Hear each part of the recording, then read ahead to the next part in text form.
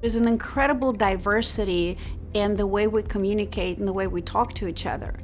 Here in Houston today, we work in about 400 different languages. Being able to work with a diverse workforce and knowing how to communicate with people from different cultures is incredibly important. We do business internationally every day. Having that cultural intelligence, I think it's very important for business success. My name is Mila Golovine, and I'm the president of MasterWord Services. I'm here to talk to you today about cross-cultural communication and best practices about communicating effectively with people from different backgrounds. MasterWord Services is a company that provides language support services. Our mission is to connect people across language and culture. We help companies expand internationally, and at the same time, we enable access to education, healthcare, government services for limited English proficiency people here in the United States. I was studying finance, and I took an elective course that I had no idea what that course meant. It was a course called entrepreneurship. We had a homework assignment, come up with a business idea, and being a typical student, it was the night before the paper was due, or the idea was due. So the only idea I could come up with was something I knew that had to do with languages, and I said, well, let's have an idea of building a language company that provides translation or interpreting services for companies that do business internationally. And I learned that it's actually an industry, and a growing industry with a lot of opportunities at the time, and I fell in love with the idea. So now, 26 years later, here we are. I think success of every organization depends on how well we work with people who are part of our teams, and at the same time, how well we can support and service our customers, and effective communication plays a very key role in that. It's important to understand that we as human beings will automatically revert to what is most habitual for us. So we will automatically be judging another person based on our subconscious bias. We will automatically be programmed not just by the bigger culture, but also by the culture of our family and by the culture of the community where we grew up in. So what is very important is to be aware of your own subconscious biases that you have. And by being aware of that, that allows you to be open-minded towards the other person who is sitting in front of you. That allows you to step back and ask, why is that person doing something a certain way, and be more open-minded and more welcoming of the difference. I think the company culture that we're trying to build is the culture where no particular culture dominates, where we look at how can we create the best opportunity for collaboration? How can we create the best opportunity for exchanging ideas? How do we make sure that everybody is welcome and everybody is included? And it's almost like creating a new culture. A culture that becomes a mix of cultures that respects every approach. We'll look at what are the strengths of different people and want to build on the strengths of individual members of the organization versus put them in a position that would make them uncomfortable. So in some cultures, leadership means actually being more autocratic. A leader is expected to speak more and to sort of dominate the group. And in other cultures, a leader is expected to be more accessible. You can address the leader by their first name as opposed to a formal title. You are expected to challenge the business leader.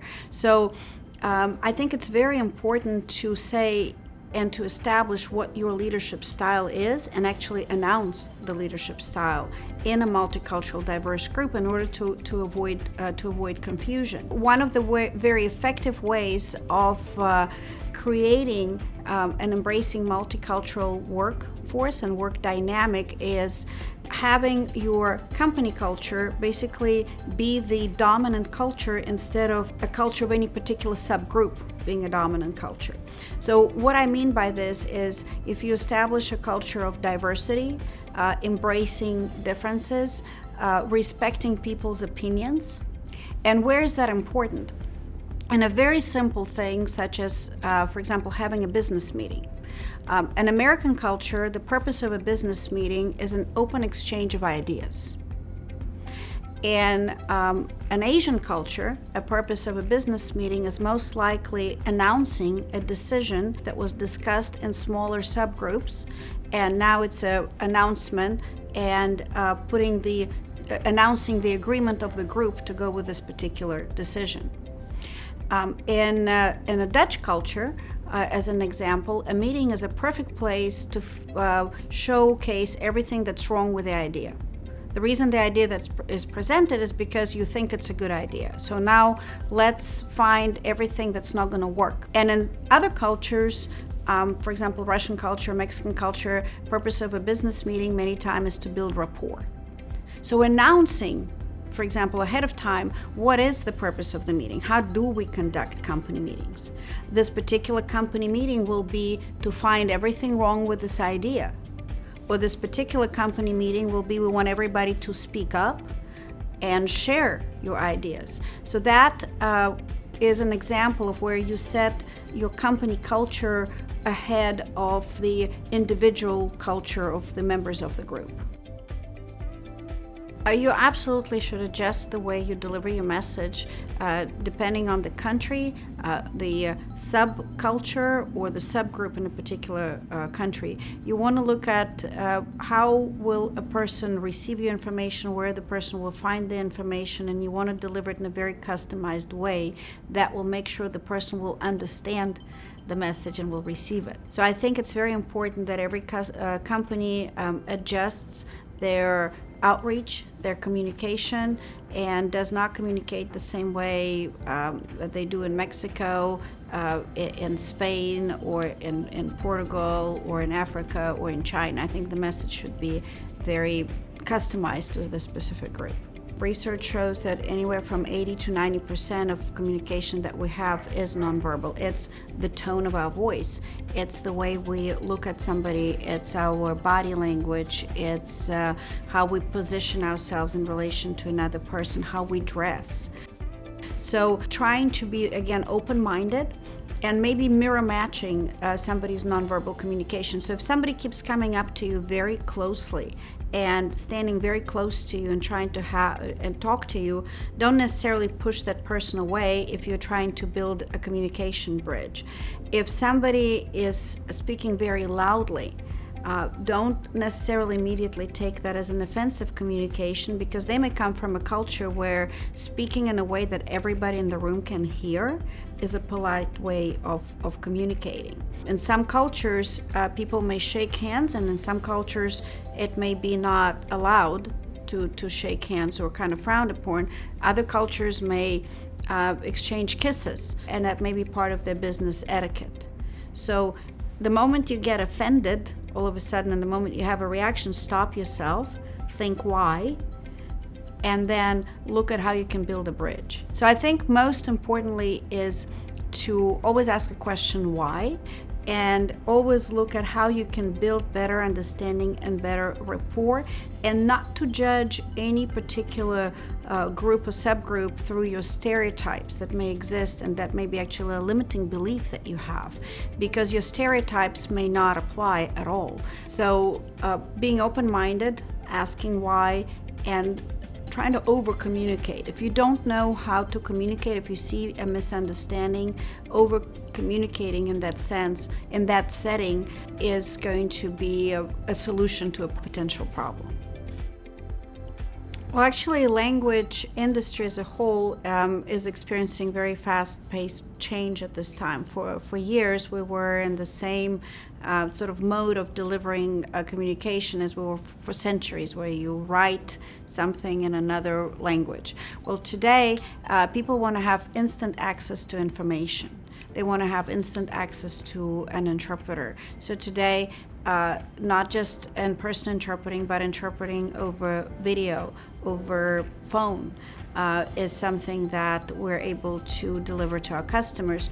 Translation, where we incorporate the latest in technologies for translation memory, or editing, post-editing machine translation, or even training for certain large organizations, machine translation engines, so that they provide more accurate output. It's very interesting how through technology we're now able to deliver better communication. I think technology is incredibly important, and embracing it is, as opposed to fighting it, is also going to make sure that we're successful in the coming years. For the language industry, what's going to be very critically important is how can we deliver a very accurate conveyance of the message from one language to another almost instantaneously.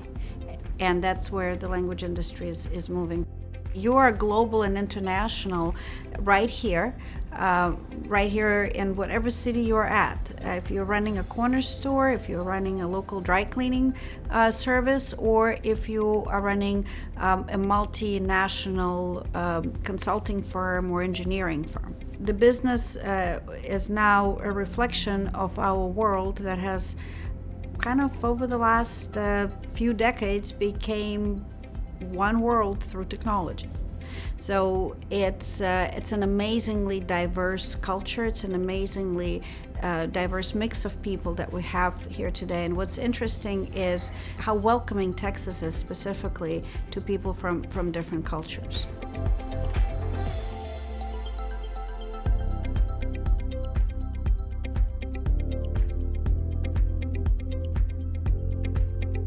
I hope today you learned a few things that you can apply to your business and leading a diverse workforce, and at the same time being able to expand your client base to serve different countries, different cultures, and people in different communities. If you want to learn more, please visit our website or give us a call. Here at MasterWord, we are committed to connecting people across language and culture.